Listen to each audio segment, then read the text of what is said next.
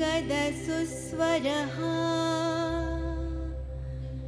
धन्योऽहं कृतकृत्योऽहं श्रीगुरो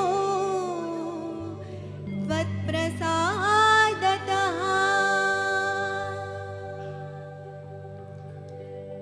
यस्य मे करुणा सिन्धु तस्तसाक्षात् गुरु शिव यस्मिष्टुष्टे ब्रह्मपदम् अपि स्यात् तृणसंमितम्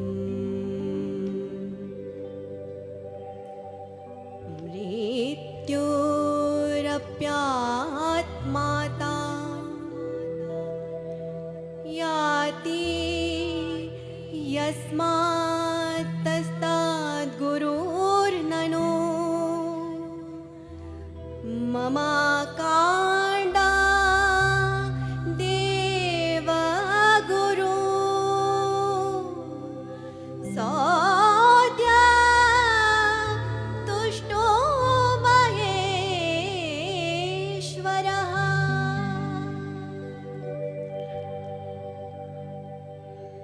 गुरुदेव, आपकी कृपा प्रसाद से मैं धन्य हूँ, कृतकृत्य हूँ।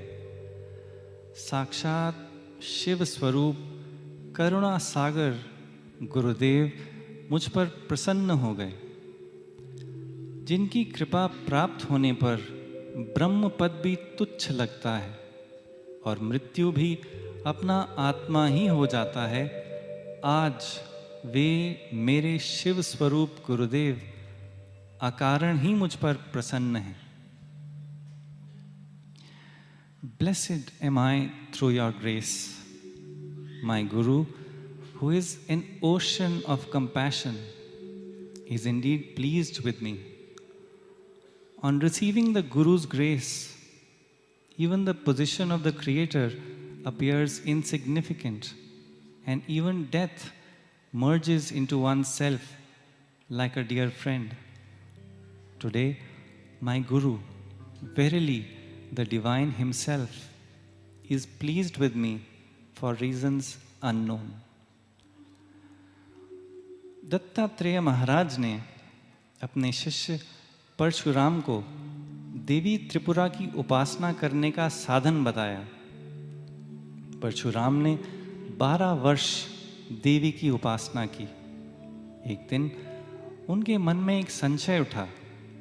उसका निवारण करने वे अपने गुरु के पास वापस गए। गुरुदेव ने उन्हें देखा और पूछा, तुम खुश तो हो? परशुराम जी ने कहा, आपको देख के हो गया। फिर भी मन में एक संशय है। मुझे ये जगत बड़ा विचित्र लगता है। ये कहाँ से आया और कैसे बना हुआ है? बाकी लोगों को भी ये ज्ञात नहीं, पर सब आपस में अपने काम में व्यस्त हैं। जैसे अंधा अंधे का सहारा लेकर चल रहा हो। सब लोग कोई ना कोई अपेक्षा रखकर काम करते हैं, पर क्या उन्हें सच में प्रसन्नता प्राप्त होती है? मैंने भी अपने जीवन में बहुत से काम किए हैं। इतने वर्षों से मैं देवी की उपासना कर रहा हूँ। अब ये सब काम बच्चों के खेल जैसा लगता है। इन सब कर्मों का फल क्या है? यदि कोई फल है भी, तो मैंने सुना है कि वो टिकने वाला नहीं। ये सब कर्म कांड कब तक करना चाहिए? कुछ समय पहले मैं एक ऋषि से मिला। वो हर प्रकार से शांत और संतुष्ट थे। उन्हें ना कुछ करने की आवश्यकता थी, ना किसी प्रकार का डर था। जंगल में जब आग लगी हो, तो वो हाथी जो सरोवर के पानी में बिना भयभीत हुए खड़ा है, उनका हाव भाव कुछ ऐसा था। उन्हें ये अवस्था कैसे प्राप्त हुई?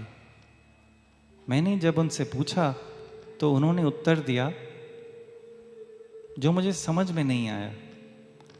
तब उन्होंने मुझे आपके पास भेज दिया। मैं उनके जैसे भीतर से मुक्त कैसे हो सकता हूँ? दत्तात्रेय महाराज मुस्कुराए और अपनी कोमल वाणी में बोले, बहुत अच्छा प्रश्न है। तुम बड़े भाग्यशाली हो जो ये प्रश्न किया। अब तुम ज्ञान पाने योग्य हो। Guru Dattatreya explained to his disciple the way to worship goddess Tripura. Parshuram diligently worshipped the goddess for 12 years. One day, a doubt arose in his mind. He went back to his Guru seeking clarification. Guru Dattatreya saw him and asked, "Are you happy?" Parshuram said, "Now that I have seen you, I am very happy. Still, I have a doubt. I don't understand this world. It seems very strange. Others don't understand either, but they still go about their business, like the blind led by the blind. People are engaged in action seeking some result, but do they really find happiness? I have done so many things in my life. What is the result of all that I have done?